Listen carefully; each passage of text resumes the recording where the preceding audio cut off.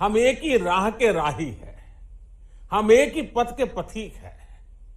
वास्तव में मानव मात्र के कल्याण के लिए, सामान्य मानवी की सेवा के लिए शब्द चाहे किसी के भी हो, उनका संबंध हर किसी के हृदय से होता है।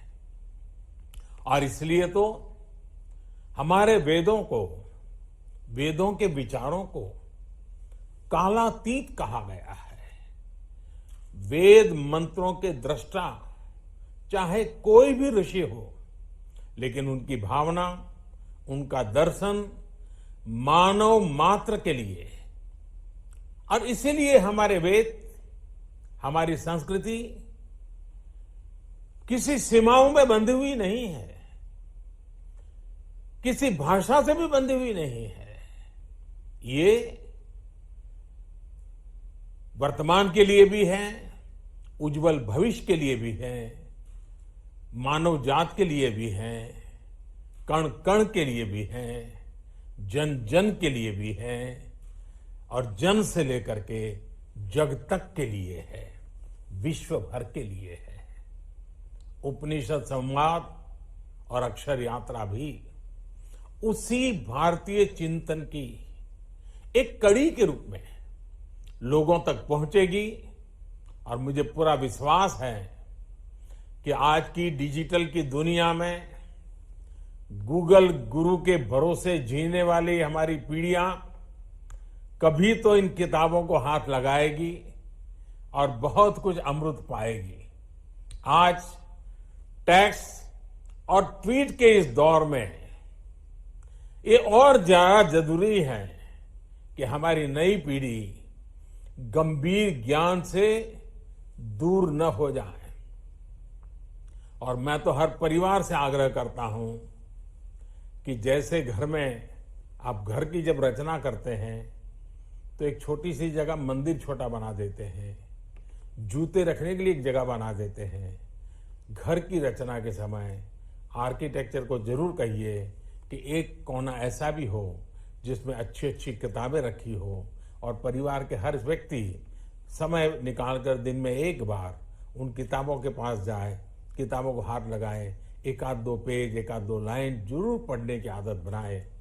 साथियों, हमारे उपनिषदों का ये ज्ञान, वेदों का ये चिंतन, ये केवल आध्यात्मिक या दार्शनिक आकर्षण का ही क्षेत्र नहीं है।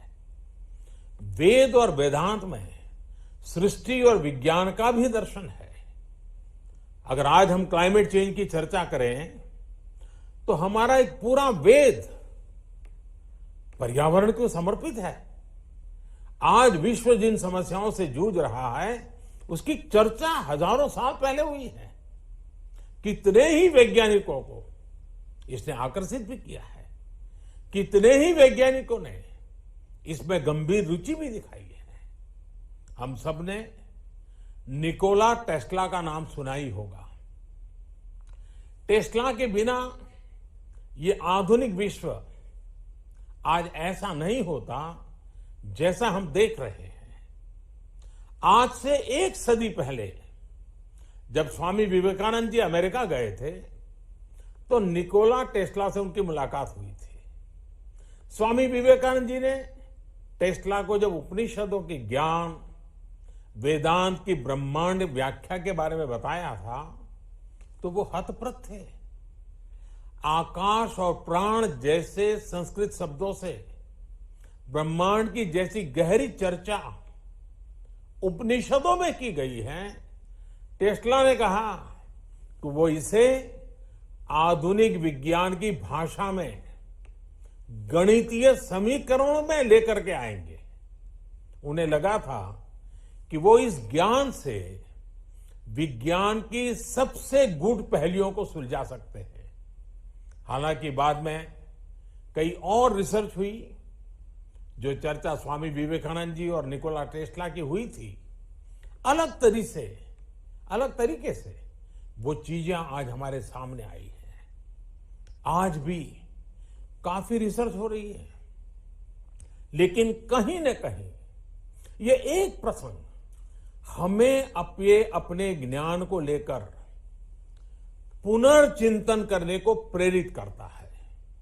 आज हमारे यहां युवाओं को इस दृष्टि से भी जानने, सोचने और समझने की जरूरत है और इसलिए संवाद उपनिषद जैसी पुस्तक अक्षर की यात्रा पर इतना गहन मंथन ये हमारे युवाओं के लिए एक नया आयाम खोलेगी, उन्हें वैचारिक गहराई देगी। साथियों, अक्षर हमारी भाषा की, हमारी अभिव्यक्ति की पहली इकाई होती है। संस्कृत में अक्षर का अर्थ है जिसका क्षरण न हो, यानी जो हमेशा रहे। विचार की यही शक्ति है, यही सामर्थ्य है। हजारों साल पहले जो विचार, जो ज्ञान किसी ऋषि, महर्षि, वैज्ञानिक, दार्शनिक ने हमें दिया, वो आज भी संसार को आगे बढ़ा रहा है। इसलिए हमारे उपनिषदों में, हमारे शास्त्रों में अक्षर ब्रह्म की बात कही गई है। अक्षरम ब्रह्म परमम, अक्षरम ब्रह्म परमम, ये सिद्धांत दिया गया है।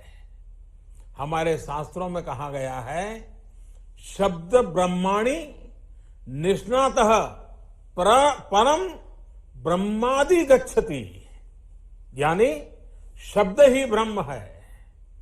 जो इस शब्द ब्रह्म को पूरी तरह जान लेता है वह ब्रह्मत्व को, ईश्वरत्व को पा लेता है।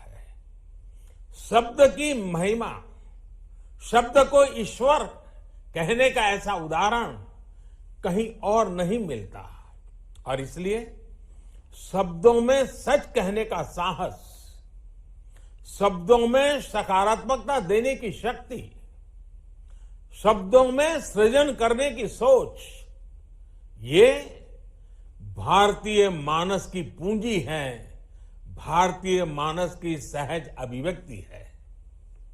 हमारा स्वभाव है, हमारी प्रकृति है।